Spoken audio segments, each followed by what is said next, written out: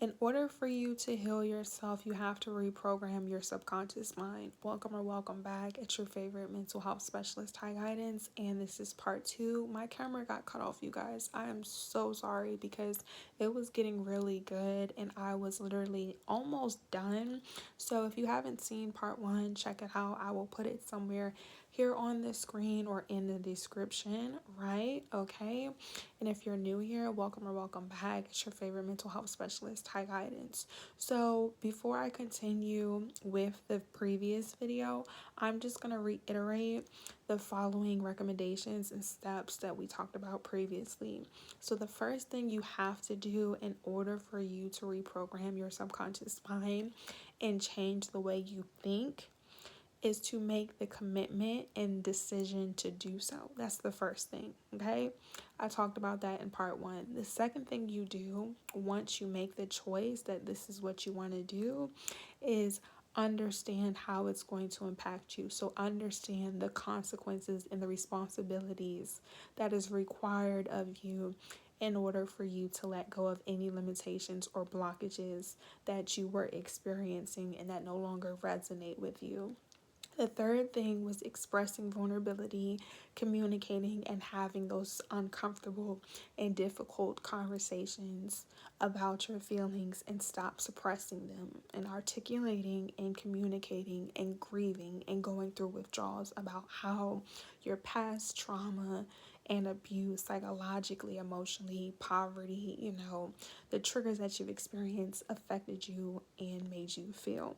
The fourth thing was realizing that it's an investment and that when it comes to you reprogramming your subconscious mind and just like manifestations, that it is a transformation.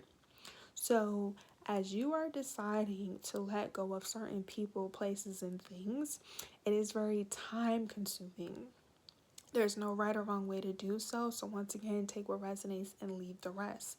You have to understand that in order for you to change the way of thinking, you have to let go of the limitations that were projected onto you or that you've been exposed to. So all of us have been programmed information ever since we were little based off of our environment, and our environment can include our education, our resources, and the people and the places in these areas. So what you learned from school, what you learned from your friends, what you've been taught by your family, the traditions, what you've been installed at work, and etc. So all of these things impacted your decision making and influenced you to become the person you currently are today.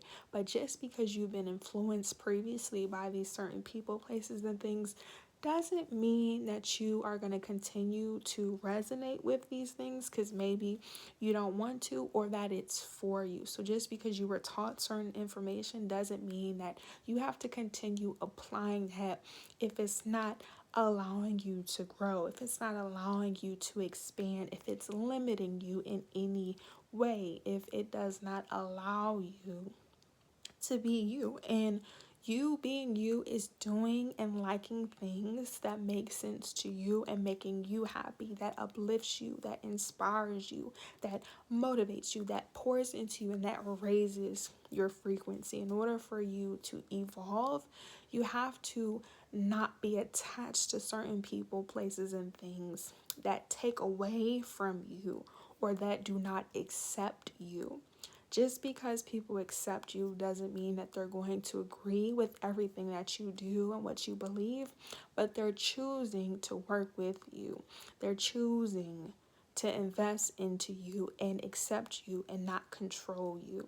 So when it comes to your mindset, you have to identify what limited beliefs were projected onto you and where did they come from? Did it come from your family? Did it come from what you saw? Did it come from what you heard in your household, from your siblings, relatives? Did it come from school where you exposed certain information in your school by your teachers, by the principal, by the peers, by your classmates, right? Was it something you were listening to? Was it something that you've watched? We have to identify where the source is in order for us to see how it's influencing us, how it impacted us, and how we can change the narrative. The whole purpose of you expanding your mindset is changing any narratives that blocks you from doing the things that you want to do, from achieving the goals that you want to achieve. So, lastly, because my camera got cut off, when it comes to you reprogramming your mind, you have to be aware that you're going to go through withdrawal. So, if you grew up in dysfunction and corruption and chaos, and that's all you've been exposed to, and it requires you to separate yourself. You have to be willing to create distance. You have to be willing to cut off certain family members and friends because you're growing and you're outgrowing them. And you have to be able to isolate yourself. And during this isolation, you may feel confusion. You may feel uncomfortable. You have to realize this is a temporary form of discomfort, and the only reason why you feel this way is because you're not used to being alone. As you are reprogramming your mind, you have to start doing things that you are unfamiliar with.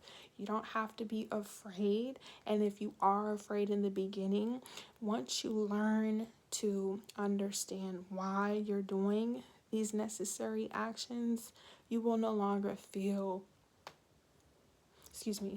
insecure about what it is that you're doing. So being alone can cause people to feel bored or lonely because you've always been around people or you always had attachment issues.